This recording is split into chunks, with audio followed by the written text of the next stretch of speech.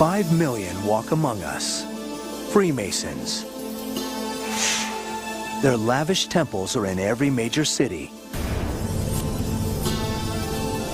Their members include the power elite.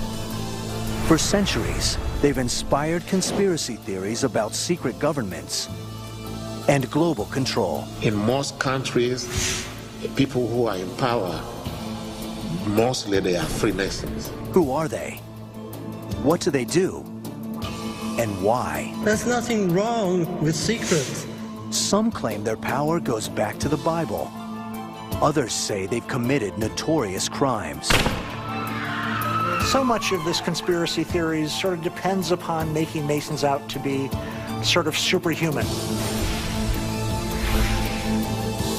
Their story involves ancient legends, medieval crusades, and modern revolutions. Those conspiracy theories have been out there for a long time.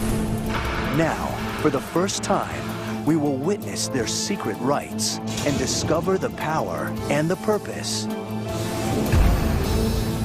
of the Freemasons.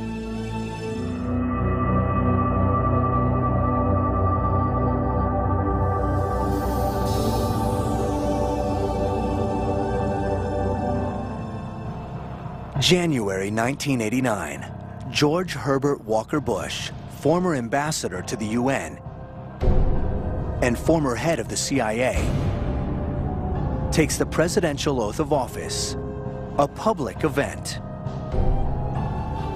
But unseen by most observers is the Bible he uses to be sworn in.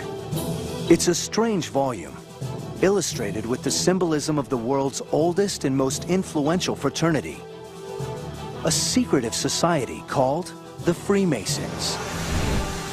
This same Bible was used to swear in America's first president, George Washington, a Freemason.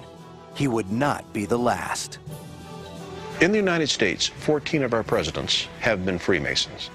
They include Franklin Delano Roosevelt, Gerald Ford, and Harry Truman, a Masonic Grand Master, and the man who established the UN and the CIA. Some say this is coincidence, but others claim it's evidence of a shadow government controlled by the Freemasons. It's a society of secrets. They're not very open about what they stand for. Certainly for the last 40 years in this country, an absolute dream for conspiracy theorists. For at least 3 centuries, their members have played a dominant role in business, science, literature, and politics. From Napoleon Bonaparte to Winston Churchill to King Edward VIII. Most of the time, when people try to describe what Freemasonry is, they have a hard time doing it. And so what they end up doing is falling back on telling you people who have been members. And then you say, well, you know, Ben Franklin was a Mason, or George Washington was a Mason. Even as Mozart composed his Masonic opera, The Magic Flute, a French physician named Guillotine invented a killing machine that symbolized the French Revolution, which some claim the Masons started. As the Wright brothers took flight, Masons named Chrysler, Olds, and Ford established the auto industry. Colt and Gatling modernized war's most terrible weapons. And Freemasons took control of the movies, led by Louis B. Mayer at MGM, Jack Warner at Warner Brothers, and Daryl Zanuck at 20th Century Fox. Masonic superstars include Clark Gable and John Wayne, Harry Houdini and Mel Blanc, the voice of Bugs Bunny, Abbott, but not Costello. Sports heroes like Ty Cobb and Arnold Palmer, even famous names like Buzz Aldrin, and Wendy's founder, Dave Thomas. But who are they? What do they do? And how did they achieve such power? What they did was they developed another layer, a secret layer of organization that no other trade had. And in that sense, They stood out by being different, by being secretive, if you like. They traffic in weird icons and secret rituals. People are naturally suspicious anytime influential people or groups of people are meeting in relative secrecy. Some assert they're an ancient order empowered by occult knowledge.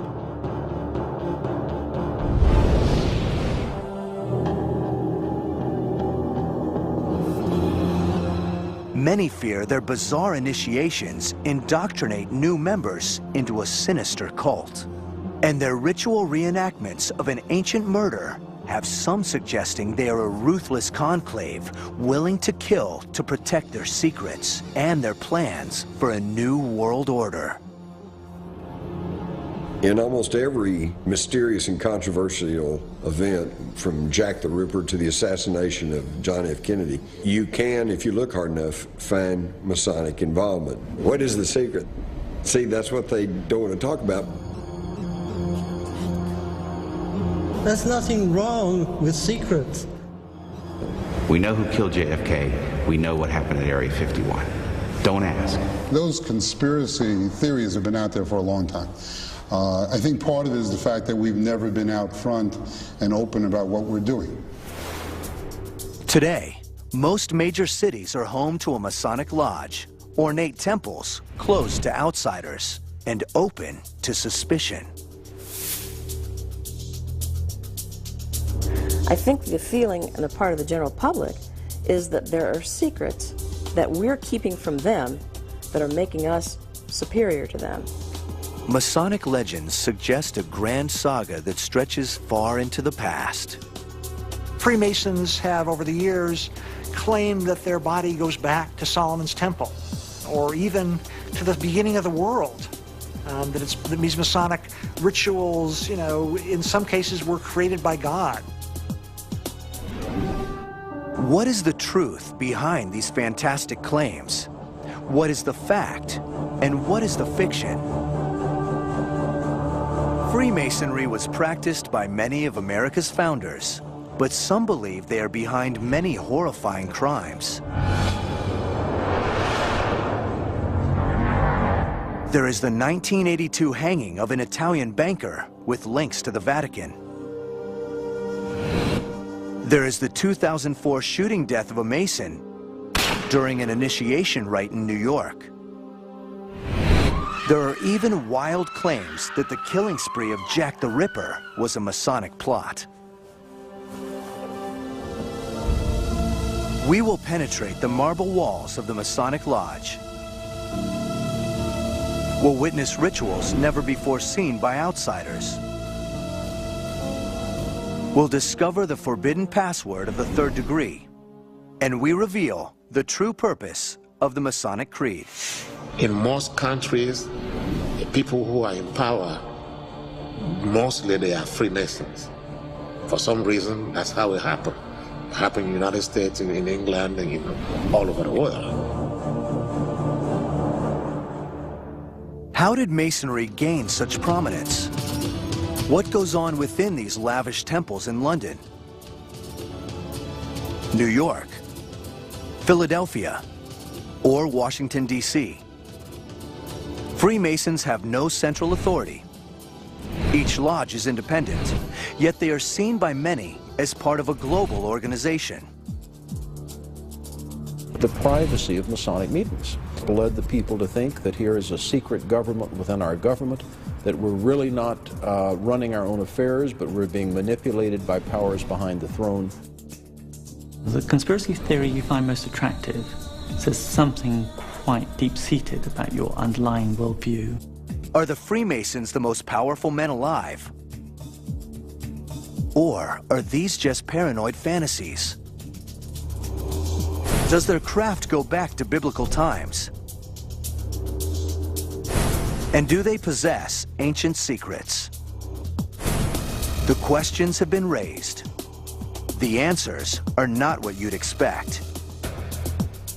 And they begin with an event that has thrust popular fears of a Masonic conspiracy into the international spotlight. The trail of clues begins with a murder.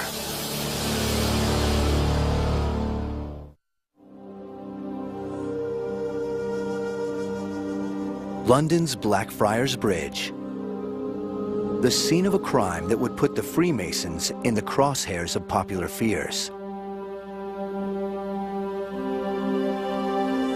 On June 18, 1982, a body was found hanging beneath the bridge. The victim was Roberto Calvi, a 62-year-old Italian banker. On his body was a fake passport and $15,000 cash. His pockets were stuffed with bricks. It appeared to be a murder, staged to send a message. But from whom?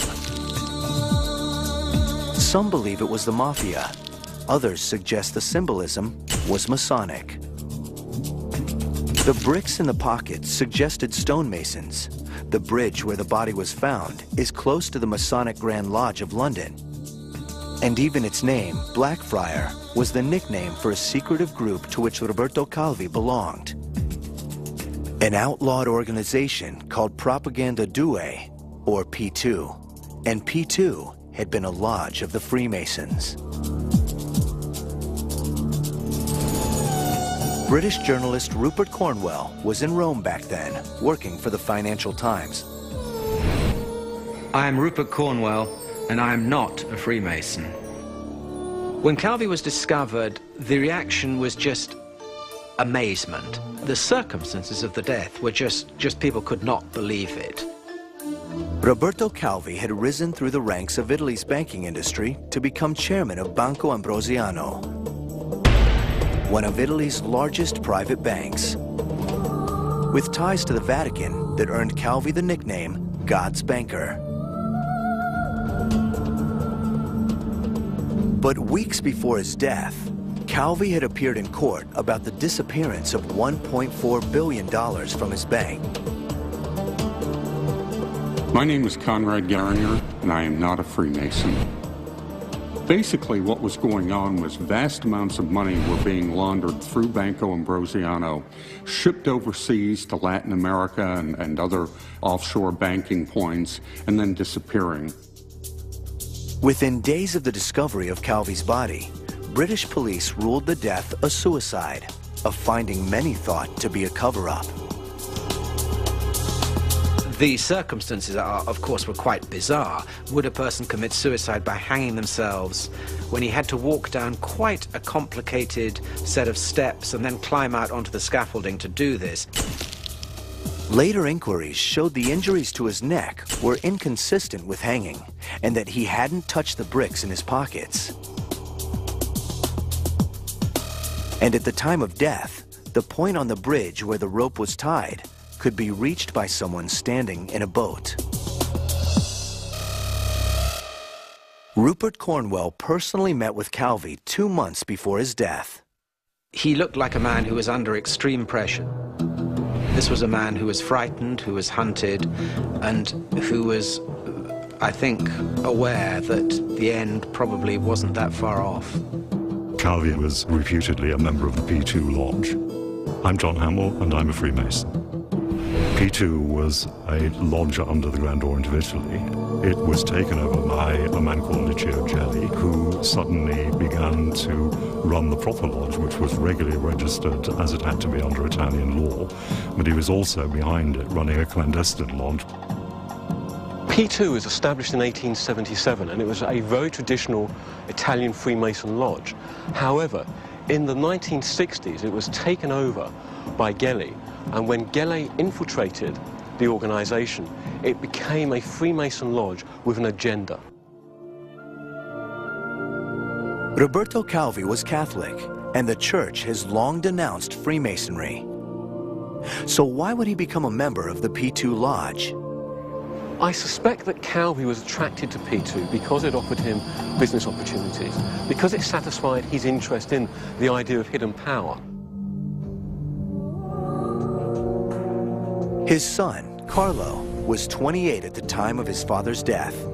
My father did not entirely participate in these things because of his own free choice. What happens is the bank had grown. In order to do that, they had to keep contacts with the politicians. The P2 Lodge was sort of an intermediary of these politicians, so it was more of a constraint than an act of free will. There's evidence, I think, that Banco Ambrosiano was loaning money to P2 and serving as a paymaster for some of the people connected with Gelli. An investigation blew the scandal wide open. It was claimed that Gelli wanted Calvi out of the way for embezzling money. But some believe the plot didn't end with embezzlement. The theatrical nature of Calvi's death, the symbolism, authorities calling it a suicide, and the fact that the scheme was conducted within the P2 Lodge made some wonder if there was something more sinister going on. Licio Gelli compiled a list of several hundred people that he targeted. There's evidence that he was involved in blackmailing, using pilfered files from the Italian Secret Services. And he had a plan to basically remake the Italian government along more authoritarian lines. This is the secret world Roberto Calvi had entered. He was actually joining not just a secret society, but a secret society with a very real agenda and a very real conspiratorial agenda to actually seize control of the Italian state. But some claim this was a Masonic scheme. I'm Jim Mars, journalist, author, and I'm not a Mason. And basically, this was an attempt by a Masonic lodge to take over a modern country and create a right-wing dictatorship. This theory says the plan didn't end with Italy. In the subsequent court cases, you had mysterious deaths, you had accusations of the involvement of George Herbert Walker Bush and Henry Kissinger and the CIA and the Vatican Bank. It was just a whole little ball of wax. So don't think that everyone who questions what's going on within Freemasonry is just a conspiracy theorist. This was a conspiracy that was very well documented. Was Calvi's death merely the tip of an iceberg? A glimpse into a world of conspirators, Freemasons, plotting to overthrow a free government and control an entire country? Why would they do this?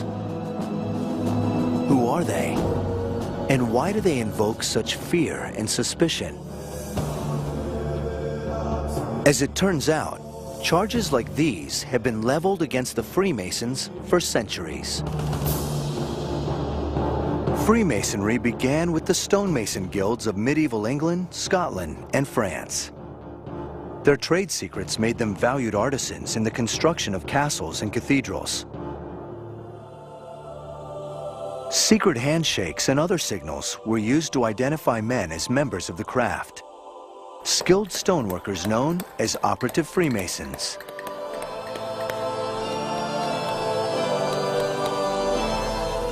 By 1700, they had evolved into a progressive gentlemen's club and were called speculative Freemasons. Their order grew and spread from England to Europe to America. Masonic lodges established rites of initiation, and they kept their activities secret. But what are these secrets? What is their ultimate purpose? Would people kill to protect them? For the first time, cameras have been allowed inside a Masonic temple to record rituals that have been hidden for centuries. Rites based upon a story that links Freemasons to nothing less than the builders of Solomon's Temple. And to another brutal murder that took place 3,000 years ago.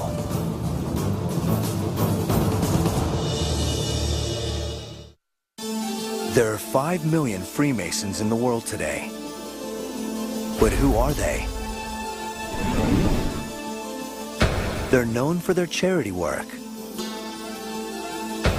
their elaborate temples, and their arcane symbols.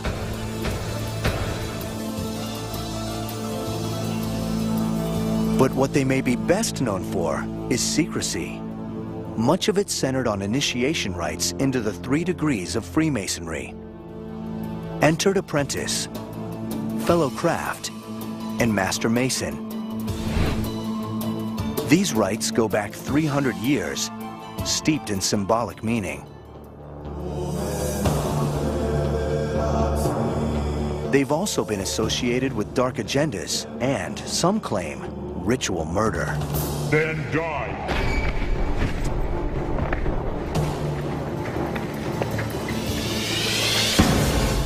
A shadowy cult established to protect ancient secrets is the premise of Dan Brown's bestseller, The Da Vinci Code, which features a hidden truth guarded for centuries by a fictional cult called the Priory of Sion.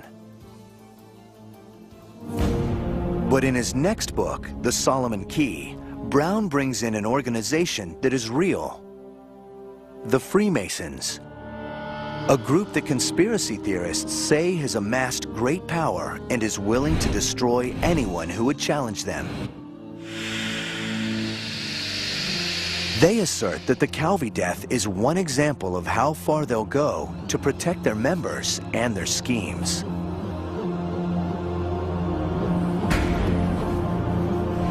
Another so-called example is the 2004 shooting death of William James in Long Island, New York. Reports claimed it was a Masonic rite. Before he was shot in the head, James was blindfolded, seated in a chair, and surrounded by tin cans. James had gone through most of the initiation process, and he had come to the point where there's a mock shooting in which a member of the club was going to pull out a gun, shoot blanks, and then some cans next to the initiate were to be knocked over by someone next to the cans. What happened tragically was that the person with the gun reached in his pocket, pulled out a loaded gun rather than the actual gun with the blanks in it. He shot and killed William James. The trigger man was Albert Ide, a fellow Freemason. The New York Masonic Lodge was quick to say that the event was not part of any Masonic ritual. But there were Freemasons involved, and this was enough to create an international sensation. Ide pled guilty to second-degree manslaughter and was given probation. He was also expelled from the lodge. If you break the law and you're convicted, then you will either have your membership suspended or, more often than not, thrown out completely and not be able to get back in because of what we believe Freemasonry stands for. But if that's the case, then why are Freemasons associated with violent deaths? One reason may be that their initiation rites involve a Masonic legend that goes back 3,000 years. And at the center of the tale is a murder. The story is based on a biblical account found in the Book of Kings. King Solomon built the temple to God in Jerusalem. His top architect was Hiram Abiff, seen here in the costume beard. Legend says he was an ancient Freemason. Hiram Abiff knew the secret password of the Master Mason, but as the temple neared completion, he was confronted by 3 lesser stoneworkers who wanted to learn the secret password, a word that would grant them wisdom and power. Give me the secret word of a Master Mason. I cannot. Each one threatened Hiram Abiff with death unless he gave up the secret, but Hiram refused. Plans are vain. Wait until the temple is completed, then die. For that, he was killed with the tools of the Freemasons' trade. A death toll sounds,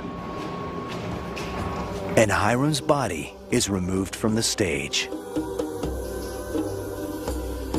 When you act out the role of Hiram Abiff, it's the most dramatic way of learning what your deepest fears are. The 3 assassins plant an acacia tree over the grave. Then they try to board a ship to flee the realm, but they have no permission to leave. Meanwhile, Solomon learns that Hiram is missing, and he orders his men to search for the architect. To the temple and see if he cannot be found. Sometime later, the killers are found and are brought to the king of Tyre. All three admit their guilt, and the king orders their execution. Later, Hiram's death is confirmed when his pendant is discovered. And when his body is found, it is carried off to a proper burial. King Solomon then establishes a new word, one that no Freemason will ever speak in public. This word is the passkey to the third degree, one of the Masons' most tightly held secrets. That secret word is only, however, a substitute for the true pronunciation and understanding of the Tetragrammaton, or Yod-He-Vav-He, or YHVH. Only a substitute. And that word is Mahabon, and which I believe is a corruption of the Hebrew Mahaboneh, which can be translated, "What? Is this the builder?" And Hiram, of course, was a builder. My name is Stephen Tsoukalos, and I'm not a Mason.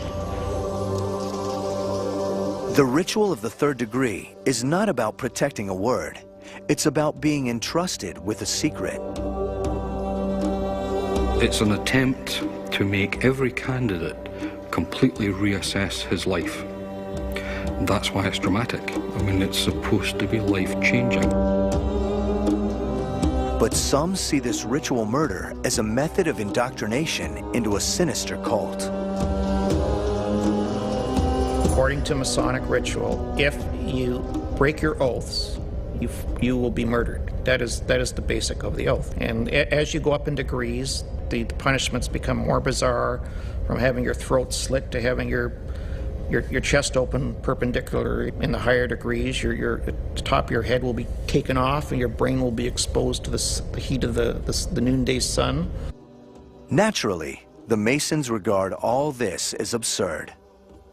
What we have today, unfortunately, is a situation where people now, especially non-Masons, look at what Freemasons do in these dramas, in these plays, and believe them to be literally true. And of course, they are not.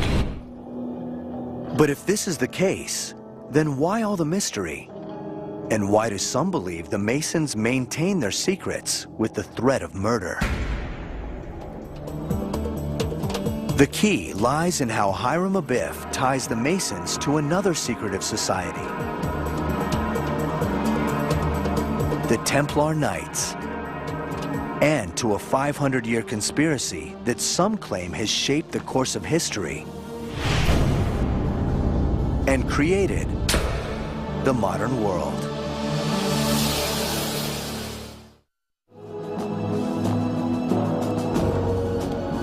War, depression, revolutions, religious movements. On the surface, they seem to be random events, independent forces all vying for money and influence. But is there a hidden order beneath it all?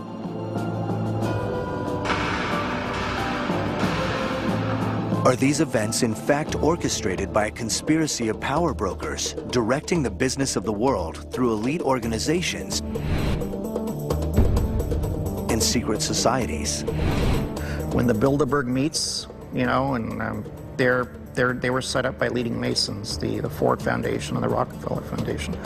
Most of the key people that get invited to them are Masons. And if you do come to that realization it's just them, then you can either accept it and let them run the world, or you can say, well, I don't.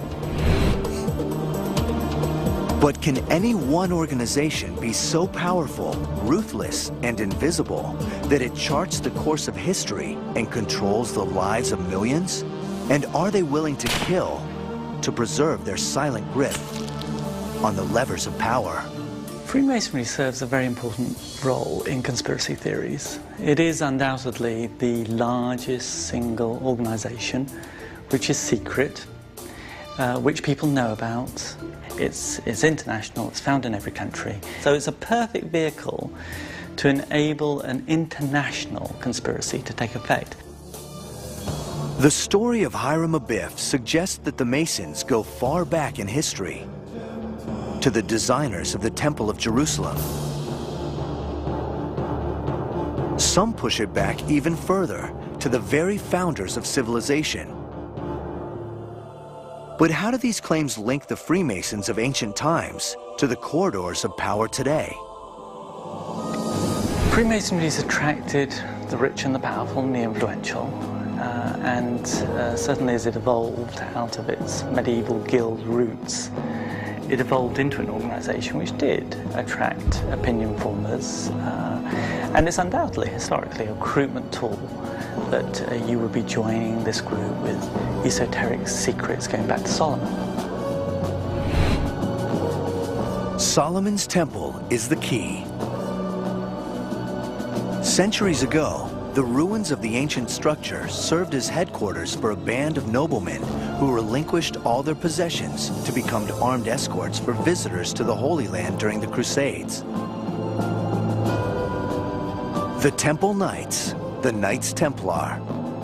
It was called a new knighthood, meaning these would be warrior monks, not merely monks who prayed all day, but not also only those who fought on the battlefield.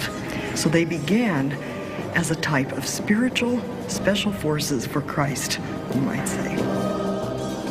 The Templars were secretive, and they became rich and powerful. But how? Solomon's Temple had been the holiest of shrines. It was the storage place for the Ten Commandments. But legend says that in the depths of the stone monument was another treasure of immeasurable value. What is the treasure? Well, some authors claim it's the Holy Grail, some say it's the Ark of the Covenant, some say it's the embalmed head of Jesus Christ, some say it's the lost writings of Jesus Christ, and of course the other one that is the hottest is that it's in fact none of these physical things, but it in fact is the secret of the bloodline of Jesus Christ. But another theory says what the Templars discovered were two sculpted columns copied in Masonic temples today. The Pillars of Knowledge. What was this secret knowledge that so empowered the Templars? There's no end to the speculation. And the Knights Templars were gaining this information under the Temple of Solomon in Jerusalem, which had been collected and gathered there from the ancient mystery schools of Egypt and Greece. And these were the ancient secrets that had been passed down since the beginning of time. The Templars' mix of secrecy and wealth fueled rumors of heresy. Stomping on the cross, homosexual rites, even worshiping the head of John the Baptist or the image of Baphomet, the pagan idol. The Templars were accused of blasphemy by royals like King Philip of France, who grew jealous of the knights' wealth and influence. The King of France decided that he was going to acquire their wealth. And so on the 13th of October, 1307, the French authorities arrested all the Knights Templar that they could find in France. Historians say the Templars were destroyed. But according to some, the Knights did not disappear. Rather, they went into hiding in the ornate shrines they built across Europe and wielded their power in secret. In one account, the Templars are said to have joined forces with knights from Malta, warriors who turned to piracy under a symbol we all know today, the skull and crossbones. It's a depiction of the Templars' burial custom of severing a dead man's legs and arranging them as a cross. This emblem provides an iconic link between the medieval Templars and today's power elite. Most infamous among them is Yale University's Skull and Bones Club. Since 1832, this ultra-private fraternity for the sons of America's most powerful families has included Presidents Taft, Roosevelt, the senior George Bush, George W. Bush, and Senator John Kerry. Like the Templars, the Skull and Bonesmen keep their rituals and their agenda secret, but they proudly fly the pirate banner, a symbolic connection with the Templars, and so it's claimed, with the mystical origins of Freemasonry. Freemasonry is the latest incarnation of what is known as the underground stream. This is a hidden stream of knowledge that has been passed down since the dawn of human history. Conspiracy theorists say there's an unbroken chain stemming from the builders of the pyramids to Hiram Abiff to the Templar Knights to the Masons of the 18th century and today. If it's true, this knowledge must be more than trade secrets of stonemasons. It was found, after all, in Solomon's temple, God's own house. Does this mean the Freemasons are a religion unto themselves?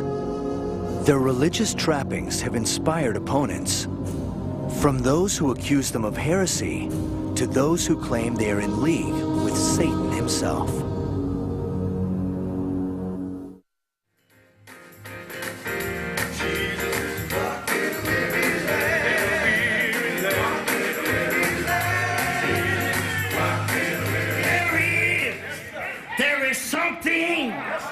There is something waiting.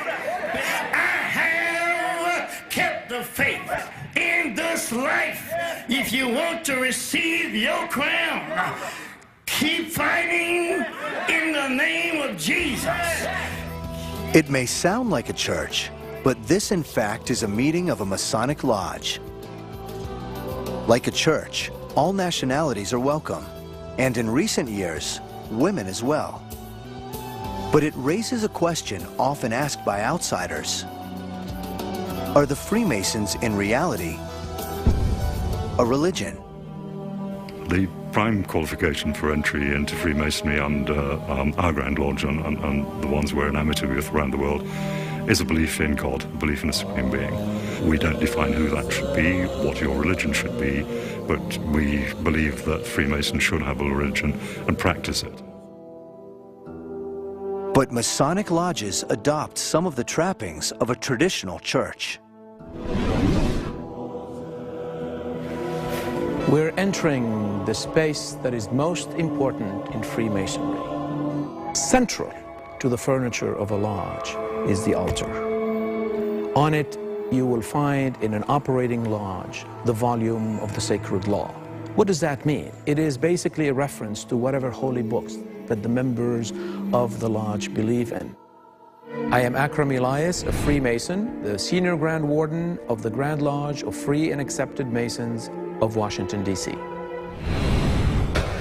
All religions are welcome, yet the teachings of Masonry itself have a religious ring. One that we hear quite often is that we attempt to make good men better. We can't make bad men good. The other one, the one that I prefer, is a peculiar system of morality. And peculiar, of course, here means unusual or special. So in a peculiar system of morality, veiled in allegory and illustrated by symbols, of which we have lots and lots and lots. So you have a situation where a symbol, let's take, for example, the letter G. Some people believe that that stands for God within Freemasonry. Some believe it stands for goodness, the goodness of the human spirit. Others believe it stands for geometry. And so in that way, it can mean many things to many people within the organization. I've got on my lapel pin a square encompasses, and the center of it is the letter G. And it reminds me to square my actions by the square of virtue, to circumscribe my passions and desires, and to remember that God is in the center of my life. A moral system based on a belief in God. It certainly sounds like a church, yet the Masons insist they are not. Freemasonry is not a religion, although it incorporates into its rituals many symbols and ideas and motifs that appear to have some kind of religion or religious or philosophical overtone. Not a religion. We're not a substitute for religion. We support religion. We expect people to have a religion. You can't come in if you're an atheist or an agnostic. You must have a belief. But it is not our job to tell people what their religion should be. It's important to recognize this religious dimension and not to deny it. And it is a problem for deeply committed Orthodox Christians. Even more disturbing is Masonic lore that traces its history back to pagan civilizations.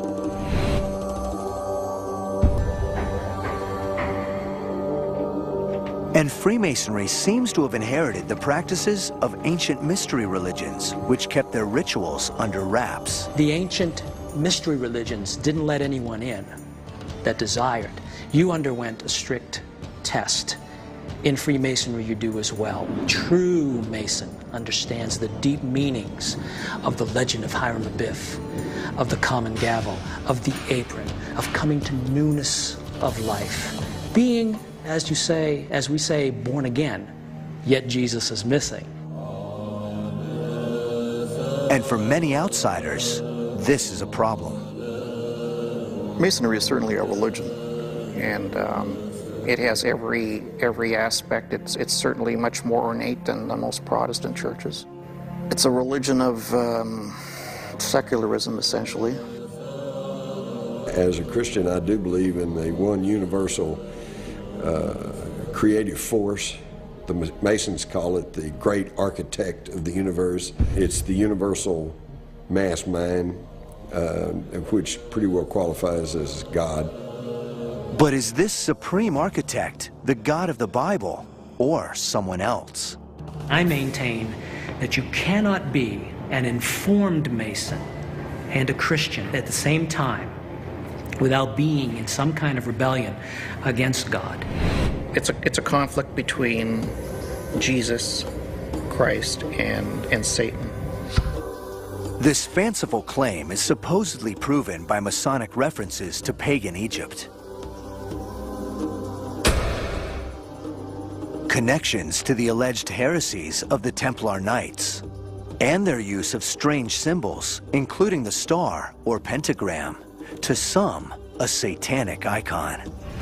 The Catholics and now the Protestants, the fundamentalist evangelical Protestant groups, people like Pat Robertson, are fitting the Freemasons, or at least the leadership of the Freemasons, into a conspiracy to impose a new world order.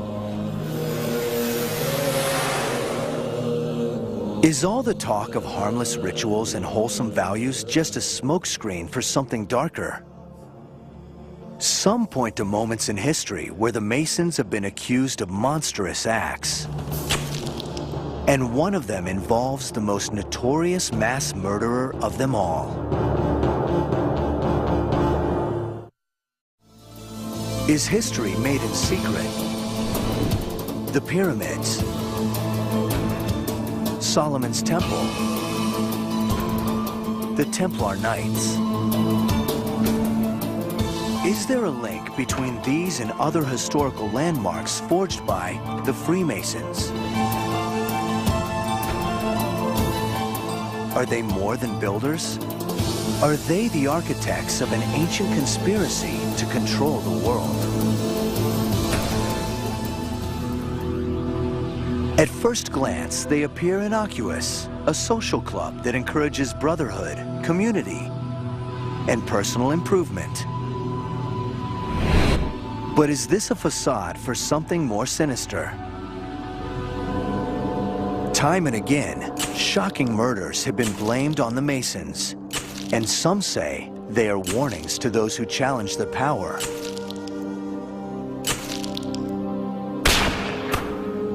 or betray their secrets.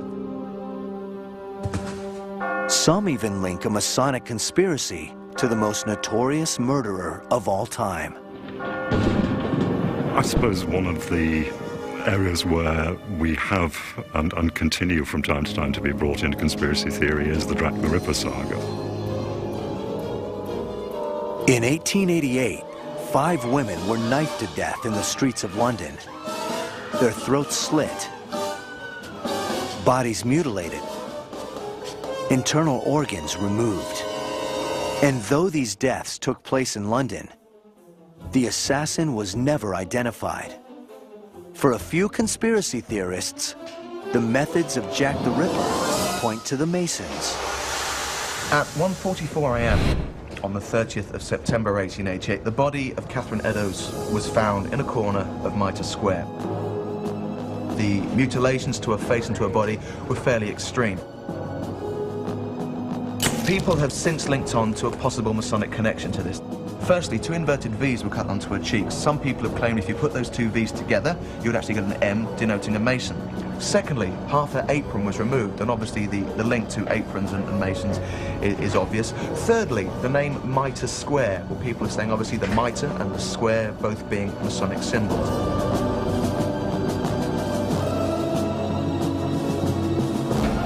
And according to the conspiracy theory, when the police entered the picture, the Masonic connection only deepened. At 2:55, just an hour and 10 minutes after the murder of Catherine Eddowes in Mitre Square, PC Alfred Long was walking up Goulston Street. He found half a white apron. Jack had cut it away from the body and used it to wipe his knife clean and wipe his hands whilst running away from the murder scene. But it was what was found next to the apron that's since become the stuff of legend. There was an inscription apparently left on the wall, and it was something to the effect that it was the Jewes, J-U-W-E-S, that did it. In the American Masonic rituals, there is in one part of one of the ceremonies reference to a group of 3 people who were titled Jubilo, Jubilar, Jubilum. These 3 so-called Jews were the men who wanted to force the secrets of a Master Mason from Hiram Abiff.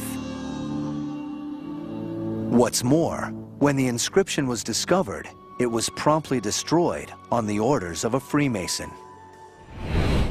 The key thing which was supposed to be it, and it's where the one Freemason who was involved, the Commissioner of the Metropolitan Police. The charge is that Police Commissioner Charles Warren, himself a Mason, had the inscription removed to cover up evidence of a Masonic involvement.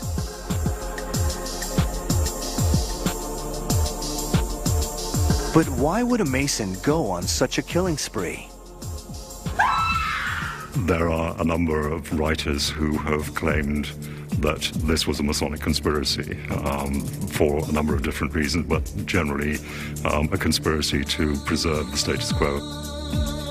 That status quo was the position of Prince Albert Edward, grandson of Queen Victoria. Allegedly, he had an affair with a prostitute named Annie Crook, who became pregnant. 4 of her fellow streetwalkers knew of this, so all 5 women were murdered to keep the pregnancy secret.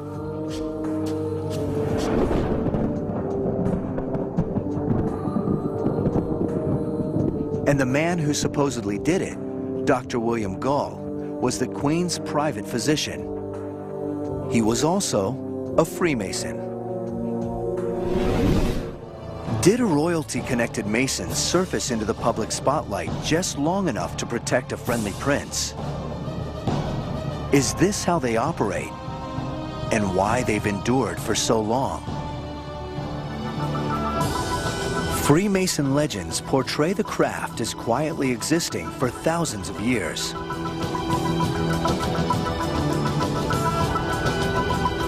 But modern speculative Freemasonry came into being at a very particular time and place. A critical period in history that saw the fall of kings and the rise of what some fear is a new world order. How did the modern fraternity of Freemasons begin? And why do they keep secrets from the outside world? I'm Jim Mars, and I am not a Mason. Although Freemasonry is outwardly a very benign and philanthropic organization, there are dark sides to it. My name is Stephen Tsoukalos, and I'm not a Mason.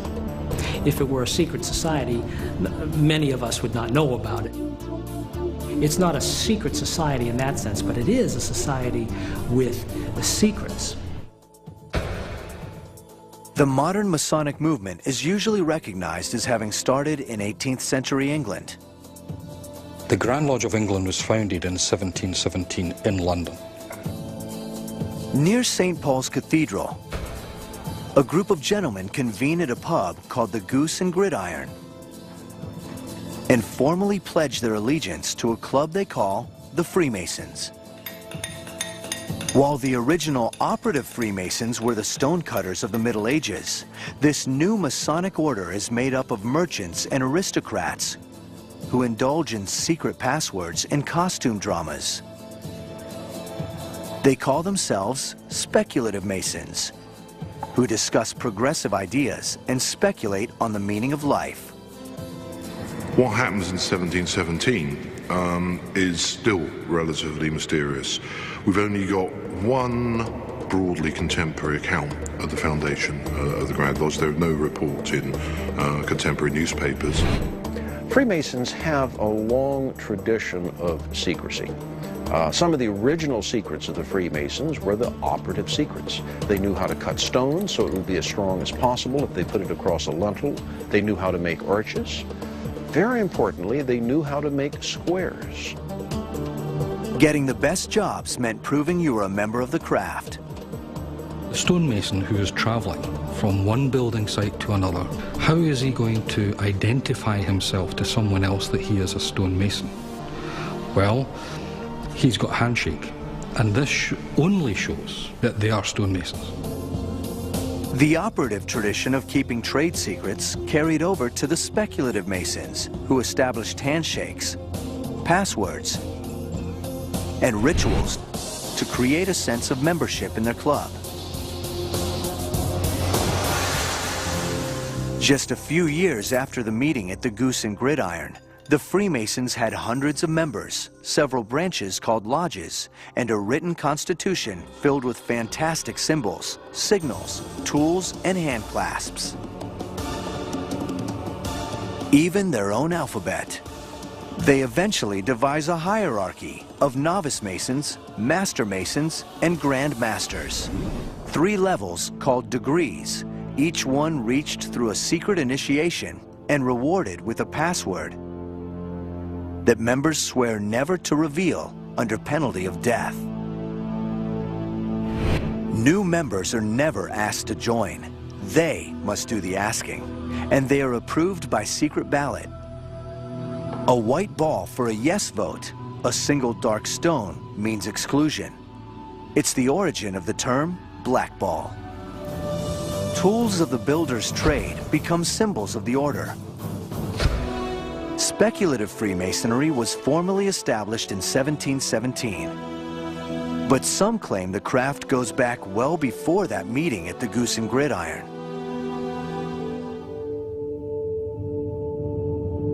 Just 7 miles from Edinburgh, Scotland, on the estate of one of the great Scottish clans, stands Rosslyn. For 500 years, one of the most intriguing churches ever built.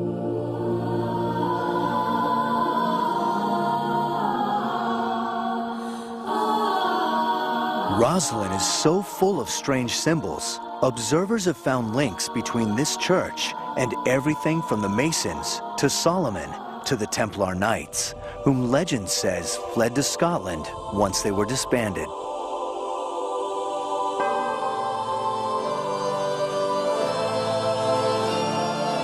These 2 columns are supposed replicas of pillars the Templars found in Solomon's Temple.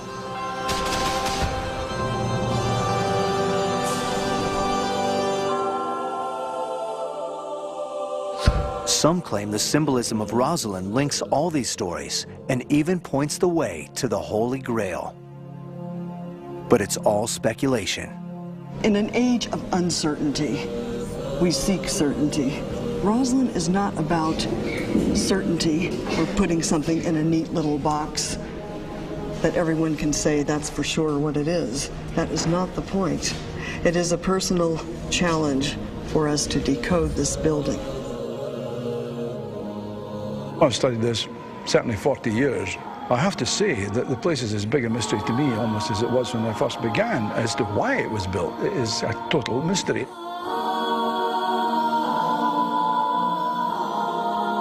William Sinclair was the Masonic Grand Master of Scotland, and a favorite theory says he was a descendant of the Templar Knights. According to the legend, after their destruction by Philip of France in 1307, some of them retreated to Rosslyn to preserve their secrets in ritual and in stone, and to nurture their hatred of the French crown. Centuries passed. In the 1700s, they allegedly re-emerged as the Freemasons. And in 1789, after 5 centuries in hiding, they retaliated against the King of France by igniting the French Revolution. Or so the legend goes. It was an event unprecedented in history, the overthrow of a sitting king. Certain royals, who couldn't accept that the people could stage such a revolt, decided that the revolution had been a Masonic act of revenge. This is the origin of all modern conspiracy theories, the terrifying idea that history is made in secret. There's something in us that desires to belong to the inner ring, that circle that believes in certain secrets of which the outside is not privy to. If you can build a conspiracy theory about Jews or Freemasons or Catholics or humanists or any group, you're starting to make sense of a chaotic world because there's an invisible, hidden hand that's secretly operating everything, and that has a certain psychological appeal. But the conspiracy theories don't end with France. Even more ambitious is the idea that the Masons established an entirely new country of their own, the United States. It is one of America's great ironies that the leadership of a country founded upon the principles of liberty and open government is deeply entwined with a cryptic club where modern men masquerade as ancient kings. It's been this way since the beginning. It's December 1773. In a Boston tavern, a group of wealthy businessmen hold a secret meeting. Among them, Paul Revere and John Hancock. Both are Freemasons. The Inn is a Masonic hangout. Tonight's agenda, however, is not ritual, but revolution. For years, these upper-class colonists have initiated members by acting out strange costume dramas. Now, fed up with English taxes, they dress up to initiate a new nation. They disguise themselves as Mohawk Indians, sneak aboard a British merchant ship, and dump a cargo of tea into the harbor.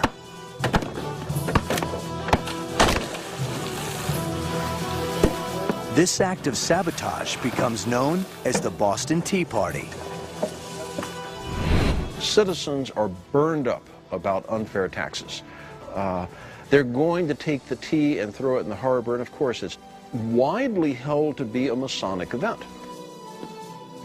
2.5 years later, John Hancock and his brother Masons formally declare America's separation from Great Britain. At least 9 and perhaps as many as 50 Masons signed their names to the Declaration of Independence. Without the Masons, there may never have been an independent America. Yeah, I think you could safely say that modern society would have been very different in its culture, in its aesthetics, in its outlook, if we hadn't have had Freemasonry developing in the way it did in the 18th century. But conspiracy theory holds that this government is not just dominated by Masons, but is controlled by them in secret. They even model their capital city on the cryptic geometry of the Masonic craft.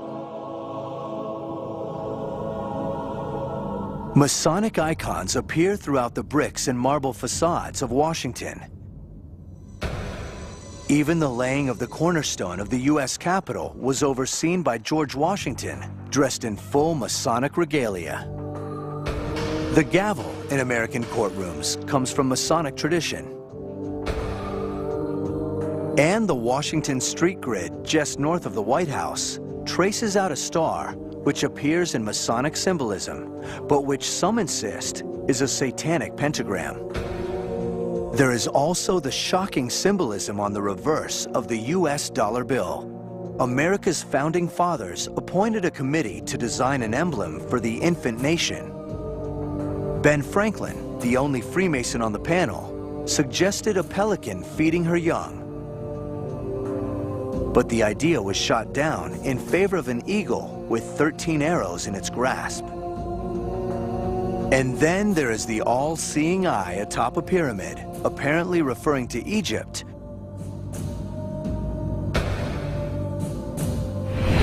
whose images are duplicated throughout the U.S. Capitol. These icons on the dollar are accompanied by 3 Latin words, Novus Ordo Seclorum, a reference, so it's claimed, to a new world order run by anyone from either President Bush to Lucifer himself. Finally, this little trick. M-A-S-O-N.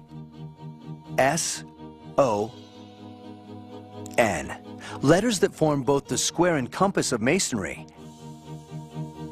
and the Star of David. More proof, some contend, of Masonic control of our economy and our government.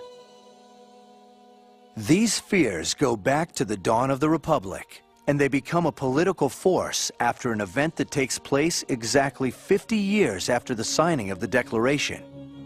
In 1826, Masonry finds itself implicated in a murder. William Morgan of New York is a Mason who boasts that he's about to publish a book revealing the Brotherhood's deepest secrets. He's also a notorious troublemaker, now in jail for petty theft. After his arrest, 3 strangers pay his bail, but they cart him away, and he's never seen again. His abductors were Masons. He was forced into a carriage and driven off, shouting, "Murder, murder." We don't know what happened after that. His body was never found. 6 men were tried, though none for murder, and their light sentences drew outrage when people found out that the prosecutor and many jurors were Masons. But whatever happened to Morgan, the following cover-up led the people to think that here is a secret government within our government. And so from this unauthorized event, a wave of anti-Masonry swept the country. As the hysteria multiplied, New York's 227 Masonic lodges dwindled to 41. There was a suspicion of the Masons' secret rituals and the politicians who took part in them. And you had newspapers established that were anti-Masonic newspapers, and their purpose was to expose the evil tentacles that Freemasonry had spread out into society. An anti-Masonic political party is founded, and a charismatic leader named William Wirt, a former U.S. Attorney General, makes a dark horse run for the White House against Freemason Andrew Jackson.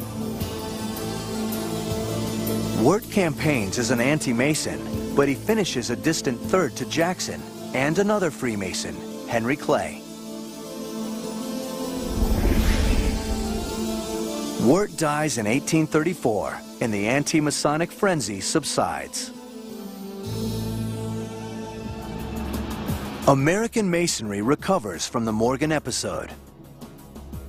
Throughout the 19th and early 20th centuries, it expands, reaching a peak after the Second World War. It also flourishes in Britain and Western Europe. But the eerie rituals and symbols continue to make Masonry a target for dictators and demagogues, popes and prelates, men jealous of their power and suspicious of their secrets. In America, Freemasonry no longer excites much interest. But some still insist that there is a network of godless conspirators bound to a death pledge who infiltrate the institutions that run the world. They're basically running a racket, right? They're racketeers, essentially. They're cutting corners. They're favoring each other. They basically think they made the country, it's theirs, and they're above government. They've basically appointed themselves, and people have to decide for themselves if they want that to continue. Beneath the conspiracies, behind the symbolism and secrecy, we reveal at last the truth of the Freemasons.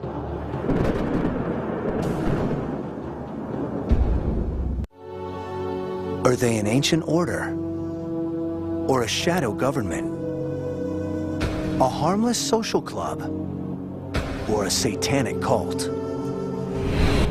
What is the reality behind the Masonic conspiracy theories? It turns out there is less here than meets the all-seeing eye. If it were a secret society, many of us would not know about it. I mean, good heavens, we're in the Yellow Pages. We put bumper stickers on our car.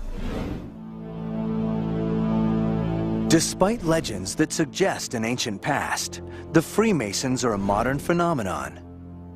What began as stonecutter guilds in the Middle Ages evolved into progressive social clubs by the 18th century. And they employed the tools of the construction trade as metaphors for building a better society based on equality and moral conduct. Their knowledge of geometry and engineering makes them leading thinkers at a time of free thought and political change.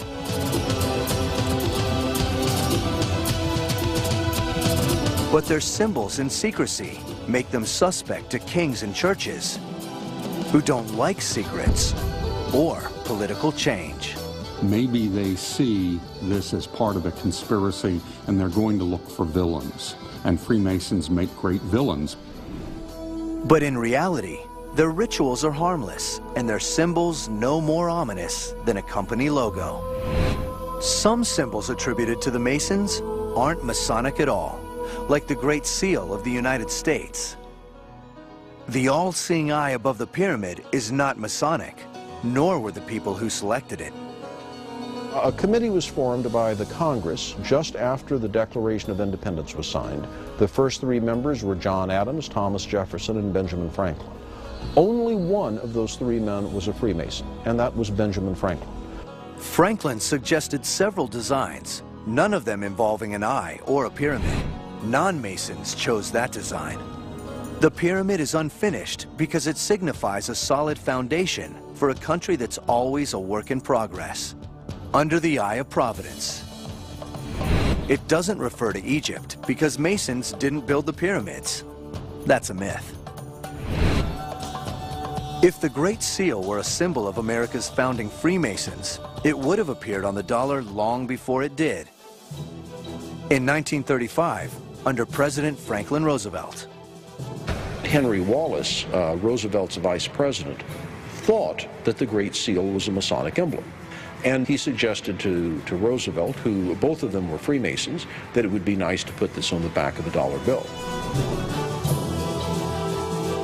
The words Novus Ordo Seclorum do not mean New World Order, but rather a new order of the ages, referring to the first modern democracy. And as for the parlor trick of finding the word Mason on the Great Seal, that's all it is, a trick. Likewise for the satanic pentagram supposedly formed by the streets of Washington. There are some conspiracists that believe that the Freemasons made some kind of satanic symbol just north of the White House with a pentagram. But the pentagram's not even complete. Rhode Island Avenue doesn't go all the way to Connecticut. If we're so darn powerful, how come we couldn't make a complete star? Nor did the Freemasons build Solomon's Temple. That's a story invented by the Scottish Rite Lodges. The temple's designer, Hiram Abiff, is mentioned in the Bible, but only briefly, and there's no account of his murder. It's a purely Masonic myth, and it's a Masonic myth that we can trace back quite a long way. So he's a personification of a belief system. The Templar Knights were based in the ruins of Solomon's Temple, but they found no secret knowledge. They didn't go into hiding when they were disbanded. And they didn't resurface as the Freemasons. Nor did they ignite the French Revolution. It's a claimed heritage, it's a legendary heritage, but I can't give you any historical evidence to support it, but it's a lovely story. The two pillars of knowledge in Rosslyn Chapel were never found in Solomon's Temple. The Templar Knights never came here. And while Rosslyn's builder was William Sinclair, it wasn't this William Sinclair, the Masonic Grand Master. Rosslyn was built by his ancestor 3 centuries earlier, in the 1440s, before the Freemasons were formally established. The Catholic Church opposed Masonry because churches didn't like secret organizations, period. And they objected to Masonic support for democracy and church-state separation. These ideas did, however, make them popular with America's founders. The whole American experiment is in part about separation of church and state. That at one time was a very radical notion. Among those radicals were those who threw the Boston Tea Party. But was it a Masonic plot? The Boston Tea Party was planned in the Green Dragon Tavern. Indeed, the Freemasons were involved, but so were the non-Masons. Every man that was in the tavern that evening was pressed into service. The group responsible was the Sons of Liberty, only some of whom were Masons. Only 9 of the 55 signers of the Declaration of Independence, and only 1 out of 3 American presidents are known Masons. Neither of the Bushes are Masons. And Yale's Skull and Bones Club has nothing to do with the craft. Consequently, the senior Bush's service at the UN and the CIA had nothing to do with the fact that a Freemason, Harry Truman, established those institutions. As for claims that the Masons are a murderous cult, if there's no age-old conspiracy, there's no need to kill for it. William Morgan's disappearance was the work of renegades. It was not an official act. The shooting death of William James in New York was an accident, not a Masonic rite. As for the idea that Jack the Ripper murdered 5 prostitutes to protect the reputation of a Masonic prince, everything you've read about Freemason links to Jack the Ripper is the work of fiction. At the time, no one suggested a Masonic plot. That theory wasn't concocted until the 1970s, and it was based on an admitted hoax. According to a book which came out in 1975, The Ripper File, these 3 men, Jubilar, Jubilo, Jubilam, were referred to collectively as the Jewes, J-U-W-E-S, the way the word Jews was misspelled on this wall. That's complete fiction. In Masonic lore, the 3 attackers were never called Jews, and they are never mentioned in the Bible. As for the wounds on the victims' bodies, they were not in accordance with Masonic symbolism. The alleged killer, Dr. Gull, was 72 at the time. And there's no evidence that Prince Albert Edward was involved with the prostitute. Finally, the reason the police commissioner had the words removed from the wall was to avoid an anti-Semitic hysteria over the deaths. Even rifferologists themselves, apart from the lunatic fringe, accept that it is a conspiracy theory, that there is no historical fact in it. Then there's Roberto Calvi, the Italian banker with the missing $1.4 billion, who belonged to the P2 Lodge. This was another case where claims of Masonic involvement came as an afterthought.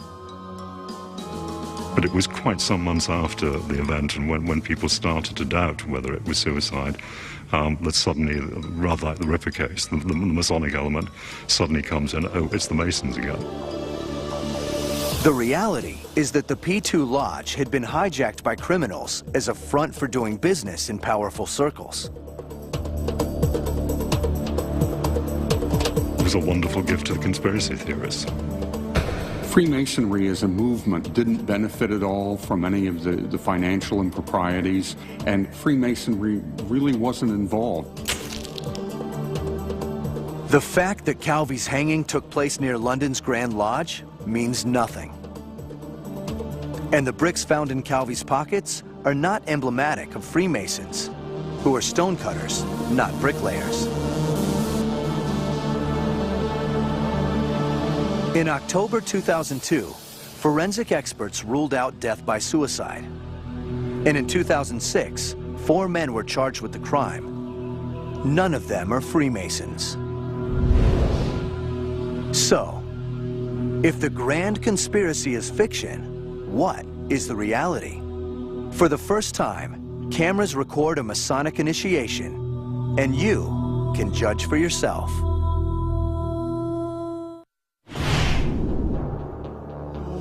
For hundreds of years, the Masons have been wrongly accused of manipulating global institutions with occult powers and clandestine plots.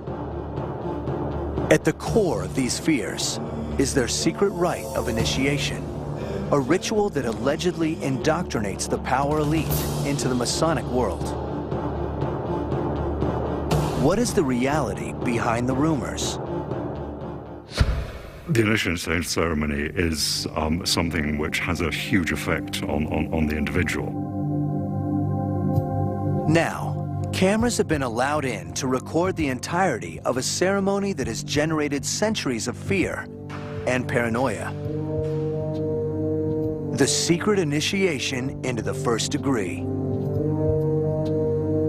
As the process begins, the new entered apprentice is alone. He is instructed to knock on the door of the lodge room. Worshipful Master, there is an alarm at the door. Attend to the alarm.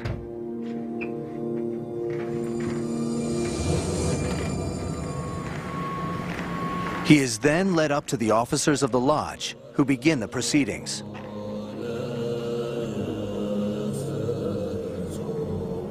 My brother, you have this evening been obligated by the very solemn and weighty ties of a Master Mason. Having voluntarily assumed these obligations, you have been taught to wear your apron as a Master Mason and are so wearing it among us at the moment. You have a way to travel that is extremely perilous. You will be beset by dangers of many kinds, and may perhaps meet with death, as did once befall an eminent brother of this degree. You will therefore suffer yourself again to be hoodwinked. Repair to the sacred altar of Freemasonry, and there kneel and pray. The initiate is then guided to the altar. There are 3 lesser lights around the altar. When the candidate is being initiated, it is dark. And when he sees the light, those 3 lesser lights help him see what is here. The volume of the sacred law and the universal symbol of Freemasonry, the square and the compasses. In the first degree, the candidate is blindfolded, symbolizing he is in darkness and in need of further light. The initiate then prays to the God of his choosing. Amen. He's then stood up and is guided through a reenactment of the legend of Hiram Abiff, a must for every new entered apprentice. You now represent another, no less than our Grand Master Hiram Abiff, the Grand Architect who was the builder of King Solomon's Temple. The stonemasons of Scotland had two ceremonies. The entered apprentice degree equated to birth, so you're a new member. You're born, if you like, as a Freemason. The Fellow of Craft degree, or the second degree, is entirely focused on education, being a good citizen, and so it equates to life. But the Scottish Rite saw the need for something more. So what's the third and last part of human beings' existence that is missing here? Well, it's obviously death. Grand Master Hiram Abiff, I am glad to have met you thus alone. This is an opportunity I've long sought. Behold, the temple is near completed, and I demand the secret word of a Master Mason. Wait until the temple is completed, and you shall receive the secret word of a Master Mason. If not, you cannot. Cannot. Speak not to me of time nor place. Give me the secret word of a Master Mason. I cannot. Then die. Like Hiram Abiff, the entered apprentice is confronted by the three lesser stonecutters, Jubala, Jubilo, and Jubilum, each of whom attacks him. You now have a complete cycle, if you like. Birth, life, and death. Grand Master Hiram Abiff, for the last time I demand of you the secret word of a Master Mason, or I will take your life. My life you may have, but my integrity never. Then die. This ritual, based on the completely invented story of Hiram Abiff, is not a death threat, as some have claimed. And Hiram Abiff represents the ego, and the ego has to be slain before the spirit can rise free. Grand Master Hiram Abiff, I heard you cavilling with Jubala and Jubilo, and from them you have escaped, but from me never. My name is Jubilum. That which I propose is that which I perform. I hold in my hand an instrument of death. If you refuse me now, you do so at your peril. I say, give me the secret word of a Master Mason. I will not. Give me the secret word of a Master Mason. I cannot. Grand Master Hiram Abiff, I demand of you for the last time the secret word of the Master Mason. Craftsman, wait until the temple is completed, and I will do my best to serve you. Then die. And with that, the initiate is carried out to take his place among his brother Masons. That's it. No sacrilege, no sacrifices, no Satan. Just fake beards, candles, the symbols of the stonecutter's trade, and some amateur acting.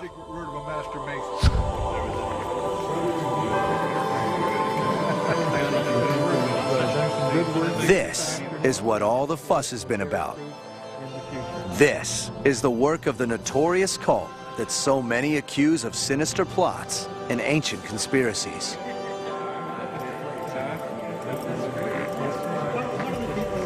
Masonic ritual is meant, I think, it uses ritual as an instructional technique, and it tries to stimulate the candidate into thinking about certain ideas. Ideas no more controversial than the encouraging of strong character and good citizenship. It all seems little more than a well-funded boys' club for grown-ups, complete with secret handshakes, mysterious code words, spooky symbols, a comfy clubhouse, and no girls allowed. And even this is changing. Today, membership is expanded to everyone. As a result, the modern world is reshaping Freemasonry a lot more than they are shaping the modern world.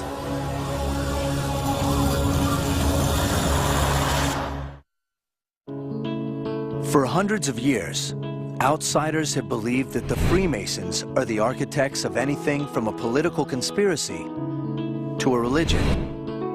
Ironic considering the reality. The two things we can't discuss at Masonic meetings are the two things which divide everybody, which is, of course, politics and religion. I think the biggest secret about Freemasonry is that there are actually no secrets. Our opportunity to record these rites is part of a new effort by the Freemasons to reach out into the community to explain themselves,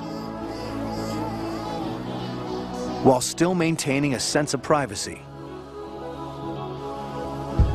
It's a way of asking that we not only question those who keep the Masonic secrets, but also the credibility of those who claim to expose them.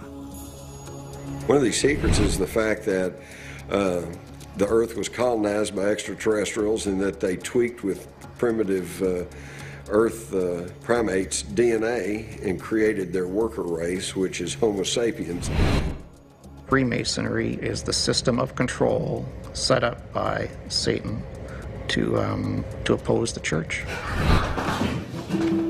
The Freemasons have paid a high price for their privacy.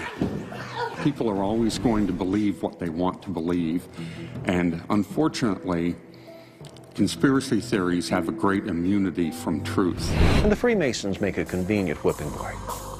It's all rather strange when you consider what the Freemasons themselves aspire toward. Masonry has changed my life in different ways. I think I have become much aware of all the things that surround my life, especially my family, my friends. Changes that are brought about in you as a human being through the process of initiation, those can't be undone. Hi, I'm James Cooper, and I'm a Freemason. I am a Prince Hall Freemason. I am a Freemason. I'm a Freemason. And I am a Freemason.